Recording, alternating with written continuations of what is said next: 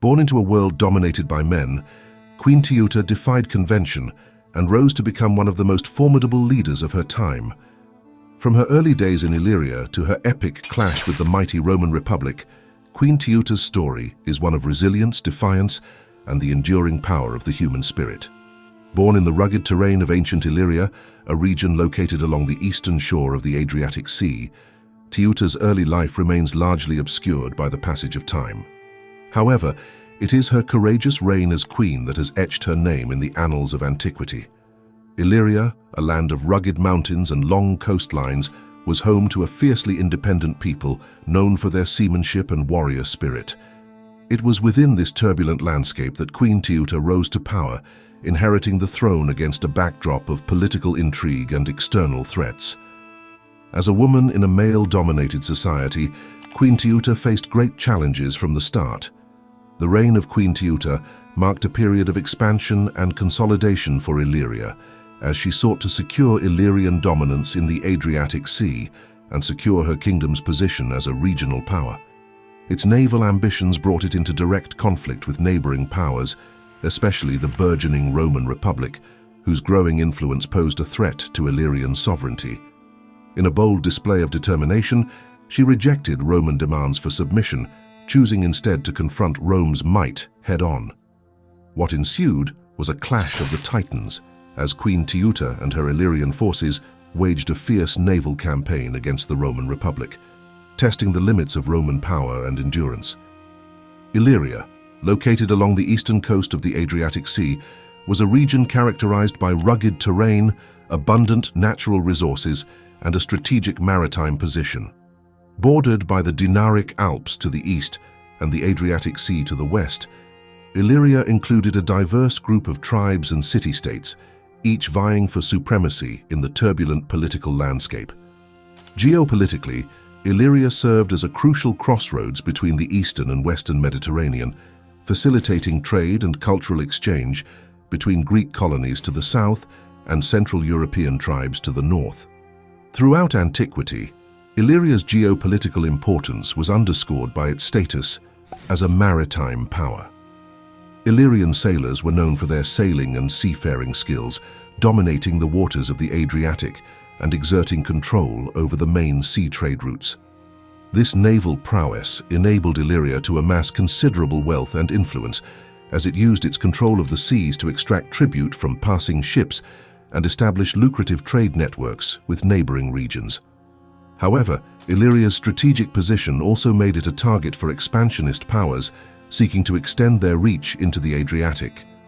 The growing influence of the Roman Republic, in particular, posed a significant threat to Illyrian sovereignty as Rome sought to assert its dominance over the Mediterranean and secure control of key trade routes.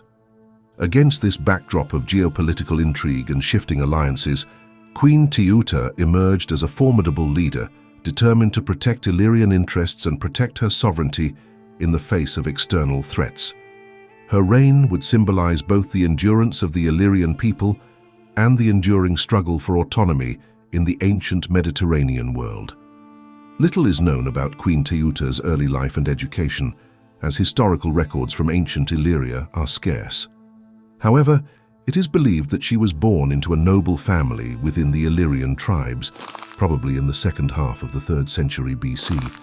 Raised in a society that valued strength, independence, and fighting prowess, Teuta would have been steeped in the values and traditions of her people from a young age. Raised in the rugged terrain of Illyria, Teuta would have been exposed to the harsh realities of life in a land characterized by its rugged mountains and rugged coastlines. She likely received a practical education, learning essential skills such as hunting, fishing, and seamanship that were crucial to survival in her native land. As a young adult woman in a patriarchal society, Teuta would have faced the social expectations and restrictions placed on her gender. Queen Teuta's path to the throne was anything but ordinary. After the death of her husband, King Agron of Illyria, she assumed the regency of her young son, Pinnes. This transition was not straightforward, as her rise to power took place in a society where male leadership was the norm, and female rulers were often met with skepticism and resistance. However, Teuta's formidable presence and strategic acumen quickly silenced many of her detractors. Taking the reins of power at a time of political instability, Teuta immediately faced the challenge of legitimizing her rule. The patriarchal structure of Illyrian society meant that many nobles and military leaders were reluctant to accept a woman in charge. Teuta's initial steps as ruler involved not only consolidating her authority, but also proving her ability to manage the affairs of the state and lead her people. Teuta showed remarkable political savvy, trying to strengthen her position by securing the loyalty of key allies and ensuring that her stepson's claim to the throne was recognized. This required her to engage in delicate negotiations and at times use force to suppress dissent and rebellion within the kingdom. Queen Teuta's reign was characterized by a combination of strategic acumen and courageous governance. One of her notable policies was an emphasis on naval power. Realizing the importance of naval dominance for Illyria, she invested heavily in building a formidable navy, securing her control over the lucrative trade routes in the Adriatic Sea. Teuta also implemented strict measures to maintain internal stability, dealing firmly with rebel factions and securing the loyalty of its chiefs and local leaders by both diplomacy and force. Queen Teuta's ambitions extended beyond mere consolidation. It aimed to extend Illyrian influence and control over the Adriatic region. Under her rule, Illyrian pirates, often sanctioned by the Queen, became a formidable force on the seas. They disrupted trade and exercised control over the waters, bringing wealth and resources to Illyria. These activities not only strengthened the kingdom's economy, but also served as a means of asserting dominance over neighboring maritime states. Teuta's expansionist policies saw the annexation of several coastal territories. Queen Teuta's assertive policies inevitably led to friction with neighboring powers, especially Rome.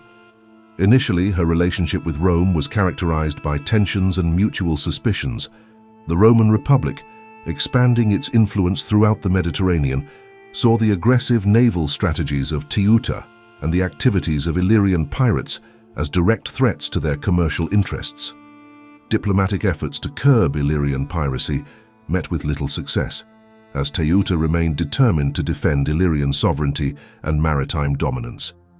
This tension culminated in open conflict when Rome, exasperated by constant Illyrian depredations, declared war on Illyria. The Roman campaign against Illyria began in earnest around 229 BC. Rome sent a formidable fleet and army, determined to subdue Teuta and put an end to Illyrian piracy. Despite the daunting challenge, Queen Teuta did not shy away from the confrontation.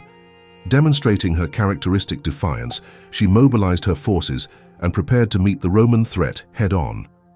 Teuta's strategic maneuvers were characterized by a keen understanding of naval warfare. She used the Illyrians' superior knowledge of local waters, using the rugged coastline and numerous islands to her advantage. Illyrian ships, nimble and suitable for quick attacks, engaged in guerrilla tactics against the larger and less maneuverable Roman ships. These hit-and-run strategies initially frustrated the Roman fleet, highlighting Teuta's tactical acuity. However, the Romans, under the command of the consuls Gnaeus Fulvius Centumalus and Lucius Postumius Albinus, adapted their approach. They secured key coastal forts and set up a blockade, cutting Illyrian supply lines and steadily tightening their grip. The decisive battle came when Roman forces surrounded the Illyrian capital, forcing Queen Teuta into a defensive position. Despite her valiant efforts and strategic ingenuity, Teuta could not withstand the relentless Roman onslaught. The fall of its capital marked the end of organized Illyrian resistance. Teuta was then forced to negotiate a peace settlement, ceding important territories and agreeing to curb piracy, effectively bringing Illyria under Roman influence. Queen Teuta's challenge and subsequent conflict with Rome, although ultimately unsuccessful, underscored her remarkable courage and perseverance. Her resistance against one of history's most powerful empires remains a testament to her indomitable spirit and strategic skills. With that said, thanks for watching, and until next time.